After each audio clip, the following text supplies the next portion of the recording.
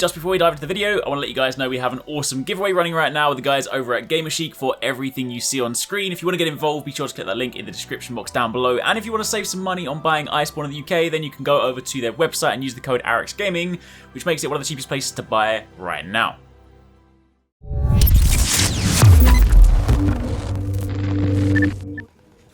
Hey, what's going on guys? Arekkz here, welcome back to another video for Borderlands 3. Today, I want to take some time to speak about some of the upcoming content in both the, not too distant future and also further down the line. Of course, recently Gearbox dropped the first episode of their Borderlands show. It's kind of like a podcasty style discussion with Game Over Greggy, Fran, and it was also featuring Paul Sage, the creative director at Gearbox, and in that, they spoke about a ton of different stuff. They, of course, spoke about the, fan reception to the game, some of the stuff that's, happening in Borderlands 3 right now, as well as speaking about some of the stuff that is coming soon. They showed off the roadmap, which, of course, speaks about the very first event that'll be coming to the game, Bloody Harvest, at the end of next month. They also spoke a little bit about the Maliwan Takedown, admittedly only in passing, because they're going to speak more about that next month. And the image, of course, also shows very, very top-line details for DLC 1, of course, again, with much more information to be coming soon. I imagine all of this is going to start falling into part of the Borderlands shows. This will be kind of like a monthly sort of thing they roll out to deliver more information in this sort of chatty style format. But for those of you guys that missed it, or maybe didn't necessarily want to sit through an hour-and-a-half long podcast, then here's what you need to know. First things first, turn your attention to the Bloody Harvest event. This kicks off at the end of next month. There is not currently a fixed date, but given that it is the Halloween-themed event, it makes sense that it's going to likely fall around the end of October, and it's going to run for about a month and a half. Now, it's interesting because this is a slightly different take on, say, how DLC events have been delivered in Borderlands in the past, because, you think about some of the seasonal events we've had previously in, like, Borderlands 2 with Halloween-themed stuff or Christmas-themed stuff, normally gets dropped to something that you can kind of just jump into any time, whereas this time they're taking a more almost game-as-a-service style approach to it, because what they're doing is they're delivering an event that is active for a limited period of time, and then once it goes away, it's gone. You can't go and do the missions, you can't go and get the related items. If you miss the opportunity to play it, there is still a pretty broad window. It's a month and a half, so you've got plenty of time to play it, but if during that time you don't get the items you want, you don't complete the challenges, then when it goes away, then that's gone. I mean, I would imagine they would then bring it around maybe the next year, maybe give you an opportunity to get it again, but basically that's how it's going to work. Now, as part of the Bloody Harvest event, first things first, it's of course worth noting it is a free content update, so if you own the game, there is no paid content for this, it is purely free. If you have the game, then there will actually be a character that'll appear on Sanctuary. This character is called Maurice, and he'll show up in Sanctuary, and basically this is going to be your signal that the event is active. Apparently he's actually going to be the person that will be kind of showing up anytime there's any sort of seasonal events, so I imagine if they do like a Christmas themed event or something like that, then you'll probably see him in appropriately themed attire. Of course, being a Halloween themed event, it's going to have spooky activities and it'll have unique event rewards.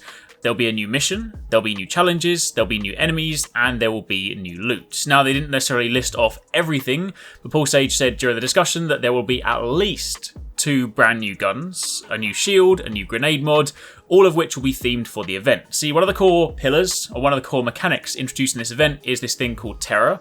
It's basically a debuff that can be applied to the player, and it affects your sway or your aim, so think of it kind of like just being scared, right? The more terror you have, the more scared your character is, the more sway and the harder it's going to be to aim. So of course that's going to factor heavily into the event, into some of the activities, but it's also tying into the actual gear itself, because some gear will have perks that will align with terror. In fact, there will actually be anointed parts for gear that will work with terror, which can then turn that from a negative into a benefit, which is going to be really interesting.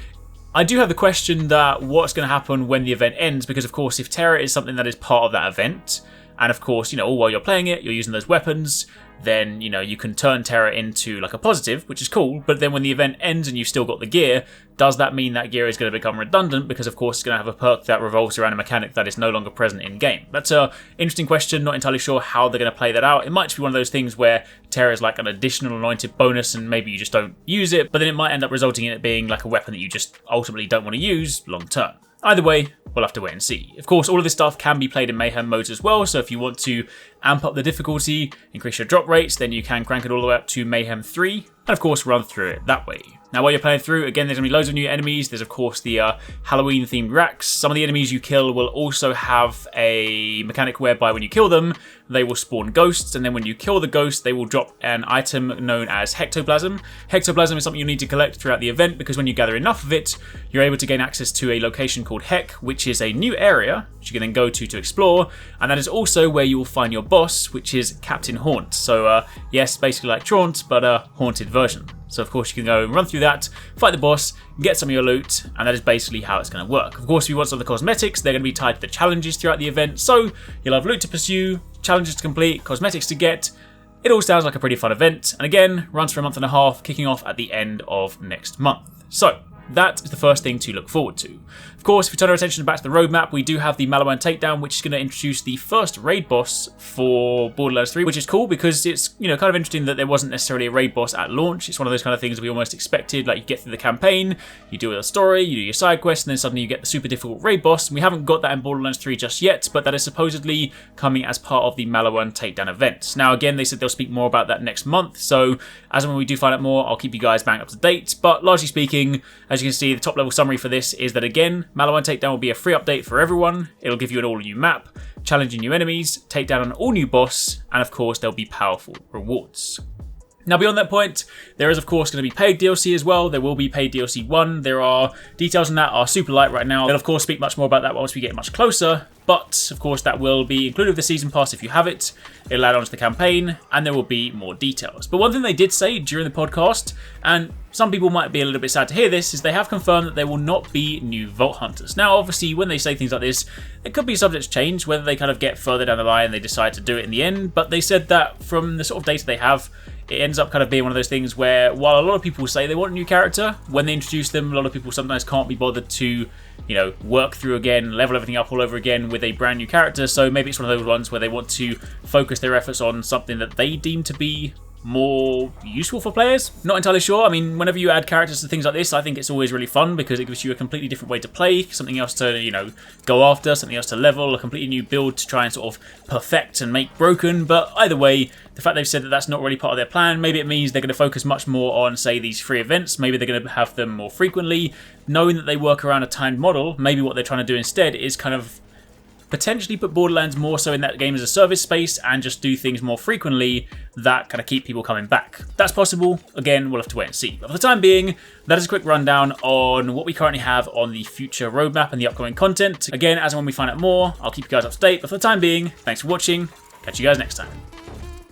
I really hope you guys enjoyed that video. Remember to hit that subscribe button and also click on the little bell icon to turn on notifications so you don't miss my next upload. Also, don't forget, you can check out 269 and Paradise Central streaming over on Twitch 6 days a week. You can find a link to the multi-stream in the description box down below. Be sure to drop by and get involved. Thanks again for watching. Take it easy. Catch you next time. Peace out.